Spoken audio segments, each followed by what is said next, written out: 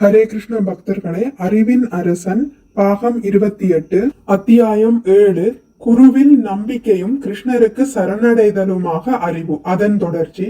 ஆயிரக்கணக்கான மனிதர்களில் பெரும்பாலும் ஒருவரே பக்குவமடைய முயற்சி செய்கிறார். அவ்வாறு பக்குவம் அடைந்தவர்களில் கூட என்னை உண்மையில் அறிந்தவர் ஒருவரை காண்பது கடினமே. பகவத்கீதை 7.3 கிருஷ்ணர் இவ்வாறு கூறுகிறார். இவ்வாறு பக்குவம் அடைந்த ஆன்மீகிகளில் யாரேனும் ஒருவனே கிருஷ்ணரை உண்மையில் அறியலாம். இந்த பதம் குறிப்பது போலவே கிருஷ்ணர் எனும் விஷயம் அவ்வளவு எளிதானதல்ல, மிகவும் சிரமமானதே. ஆயினும் எளிதே என்றும் கூட பகவத்கீதை கூறுகின்றது.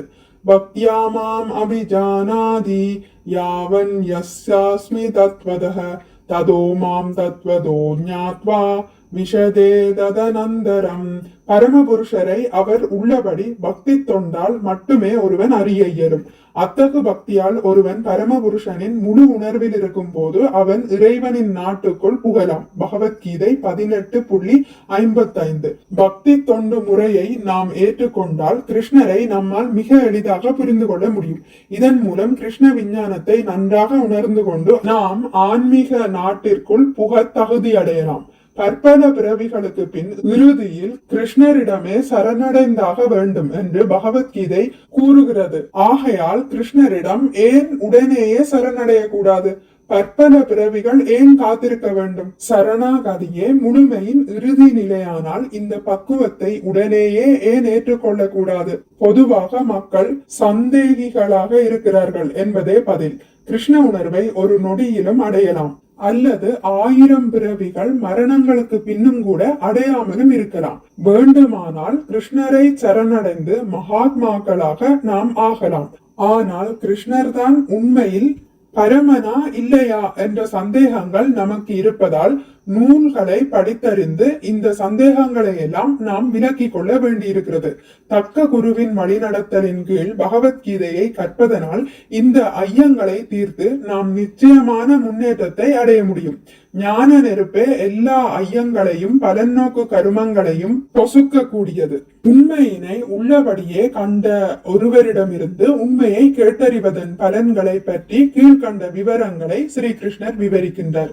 யக்ஞாத்வான புனர்மோகம் ஏவம் யாஸ்யசி பாண்டவ ஏன பூதான்யசேஷானி தர்க்ஷ்யஸ்யாத்மன்யதோமயே அபிசேதசி பாவேப்யோ சர்வேப்யோ பாபக்ருத்தம சர்வம் ஞானப்ளவேனைவ விருஜினம் சந்தரிஷ்யசி யதைதாம் ஸ்ரீஷமித்தோக்னிர் பஷ்மஷாத் குருதேர்ஜுனா ஞானாக்னி சர்வகர்மாணி பஷ்மஷாத் குருதே ததா.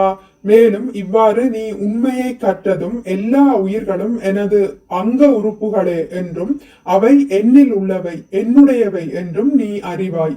பாவிகளில் எல்லாம் பெரும் பாவியாக நீ கருதப்பட்டாலும் கூட ஆன்மீக உன்னத ஞானத்தின் படகில் நிலை பெற்றிருக்கும் போது துயரக்கடலை நீ கடக்க முடியும். கொழுந்து விட்டெறியும் நெருப்பு எவ்வாறு மரத்துண்டுகளை பொசுக்குகிறதோ அதுபோலவே ஜட செயல்களின் எல்லா விளைவுகளையும் ஞான நெருப்பானது சாம்பலாக்கிவிடும். பகவத்கீதை 4.35-37 பதங்கள். ஞானத்தின் நெருப்பு குருவால் கொளுத்தப்படுகின்றன. அது கொழுந்து விட்டெறியும் போது நமது செயல்களின் விளைவுகள் எல்லாமே சாம்பலாக்கப்பட்டு விடுகின்றன. நம் செயல்களின் விளைவு அல்லது கர்மங்களே நமது சிறைப்படலுக்கு காரணம். நற்செயல்களும் தீய செயல்களும் உள்ளன.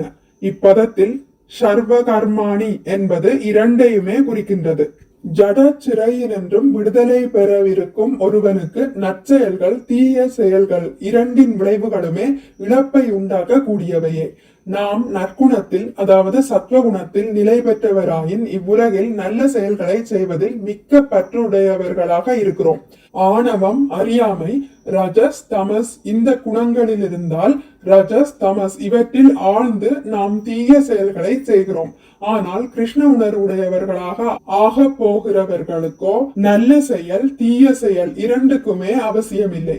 நல்ல செயல்களால் நாம் ஒரு பெருங்குடும்பம் அல்லது செல்வந்தரின் குடும்பத்தில் பிறவியை அடையலாம்.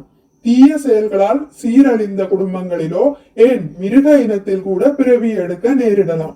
ஆனால் பிறவி என்றாலே சிறைப்படுவது என்றுதான் பொருள். ஆனால் கிருஷ்ண உணர்விற்காக முயற்சி செய்பவனோ பிறப்பு இறப்பின் தலையின் என்றும் விடுதலை பெற முயல்கிறான். தனது ஜட துன்பங்களில் இருந்தும் விடுபடாதவரை பெரிய குடும்பத்திலும் செல்வமிக்க குடும்பத்திலும் பிறப்பதனால் என்ன லாபம்? நல்ல செயல்களின் பலனை பெற்று இன்புறுவதனாலும் தீய செயல்களின் விளைவால் துன்புறுவதனாலும் ஜட உடலை ஏற்றுக்கொண்டுதான் ஆக வேண்டும். இதனால் மேலும் ஜட துன்பங்களுக்கு உட்படவும் வேண்டும். ஹரே கிருஷ்ணா. இத்துடன் முடித்துக் கொள்கிறேன். இனி அடுத்த பதிவில் இதன் தொடர்ச்சி தொடரும். மிக்க நன்றி. ஹரே கிருஷ்ணா. உங்களுக்கு இந்த வீடியோ பிடித்திருந்தால் லைக் பண்ணுங்கள், ஷேர் பண்ணுங்கள், சப்ஸ்கிரைப் பண்ணுங்கள். நோட்டிபிகேஷன் பெல்லை அழுத்துவதன் மூலம் அடுத்த பதிவுகள் உங்களை வந்தடையும். பகவான் ஸ்ரீ கிருஷ்ணரை பற்றி கேட்டு மகிழ்வோம். ஹரே கிருஷ்ணா.